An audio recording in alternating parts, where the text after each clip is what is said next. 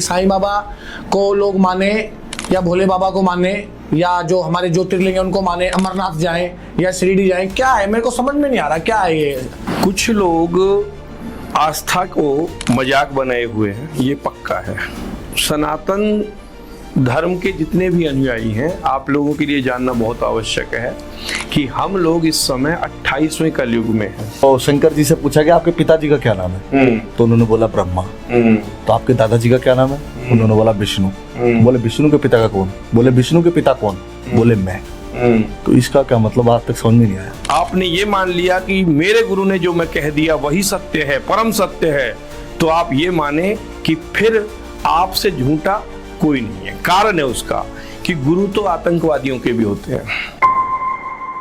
जैसे कोई पाप कर रहा है, पता लग गया कि वो पाप कर रहा है और वो अपने पुण्य बढ़ा रहा है, तो क्या इससे भी कोई पाप पे प्रभाव पड़ता है? भगवान ने एक शपथ ले रखी है कि निर्मल मन जन सो मोहि पावा, मोहि कपट छल छल जना भावा। जो कपट से भगवान के यहाँ जाएगा उसे परमात्मा की प्राप्ति होगी ही नहीं, चाहे वो कितने ही जन्म माथा रगड़ ले। आप विचार, ये सिर्फ एक ये शरीर के पैदा हो जाने से जीवन नहीं होता।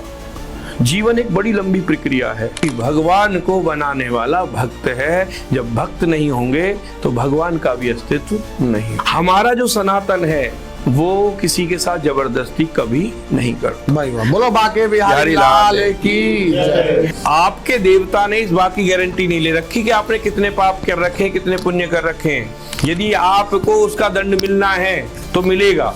आप इस बात को ये मान लें, ठान लें, दिल में जान लें कि स्वर्ग जो है हमेशा के लिए नहीं मिलता। जब तक आपके पुण्य सुरक्षित हैं तब तक स्वर्ग है, उसके बाद से फिर से उसे कहीं ना कहीं किसी ना किसी उसमें जन्म लेना पड़ता है।